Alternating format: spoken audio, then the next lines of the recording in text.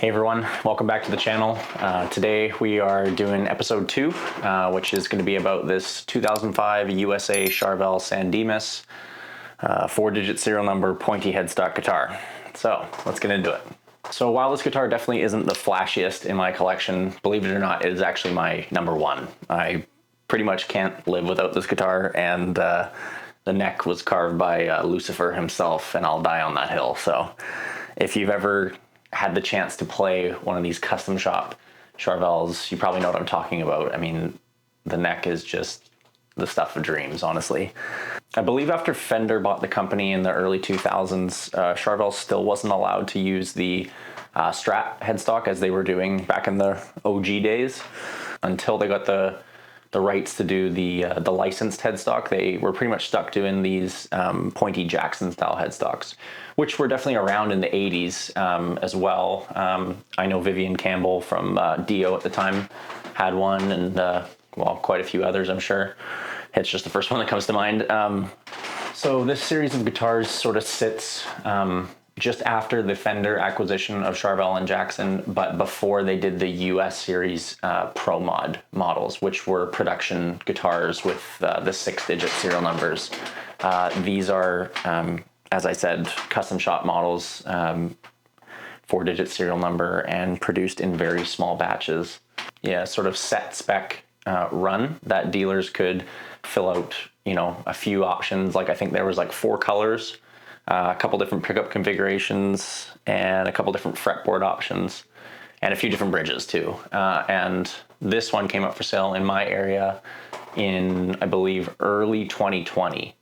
At this point in my guitar, you know, collecting career, let's call it, I had definitely already been bitten by the Charvel and Jackson bug, but I had never owned a USA one up until that point. And you know, like I said in my last video in episode 1, we really saw the prices shoot through the roof. And I saw this one for sale, I believe, if memory serves, $900 Canadian, which I'll post on the screen what that is in American right now. But that is a steal for what these are.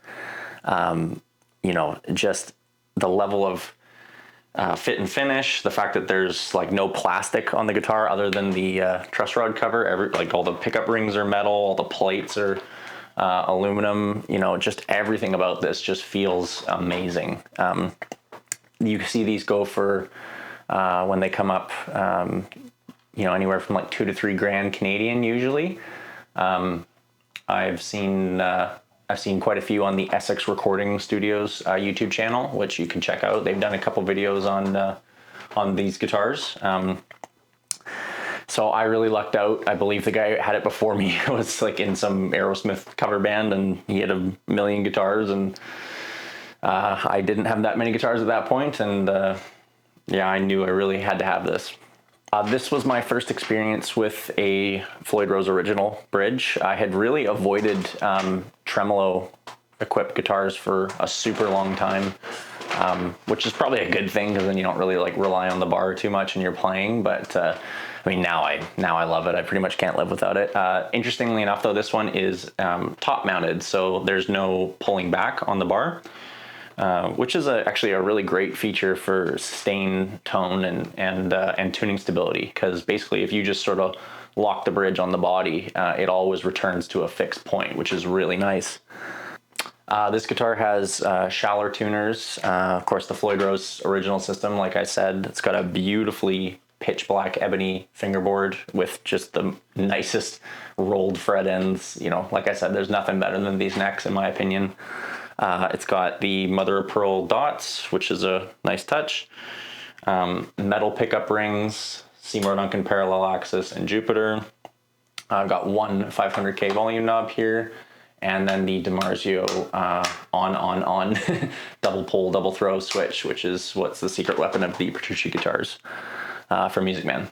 And then the neck is basically, I don't know whether it's unfinished or oiled or what it is. This one's from 2005, so it's had a lot of, you know, a lot of loving on it. So it feels like a, you know, an old pair of jeans or something. It's just so comfortable.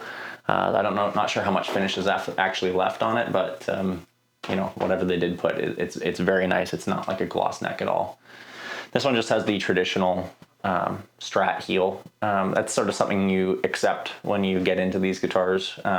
You're not going to have the amazing upper fret access of something that's, you know, I guess a little more high performance spec'd out, but you know what? I mean, I think there's this sort of intangible factor of vibe on a guitar, and a guitar that is essentially a Stratocaster with like a pissed off evil looking headstock, to me, it just totally does it for me, because it merges that sort of classic aesthetics with like a little bit of sinister like metal edge. And no complaints. I live with the block. It doesn't bother me or affect my playing too much. I mean, obviously there's a time and a place for neck through and 24 frets and things like that, but this is a 22 fret, big blocky bolt guitar. And you know what, there's merits to that too. There's a place for that too.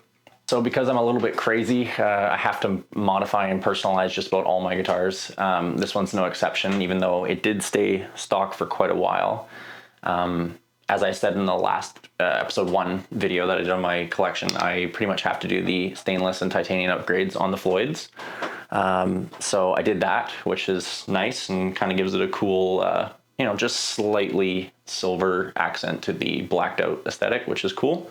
Let's see what else. I put in a very cool combination of pickups, which I would totally recommend to anybody who likes metal, is the parallel axis from Seymour Duncan, which does an amazing job of really like thickening up and adding some heft to your like Floyd equipped guitars, but also it's like super precise and surgical sounding, so you can really like get those, like palm muting on this guitar is just massive. And then I paired that with the Jupiter in the neck, which is kind of gives it a cool look, you know, the rail pickup. And this is an amazing pickup for leads. I mean, I've pretty much never heard a better sounding lead pickup.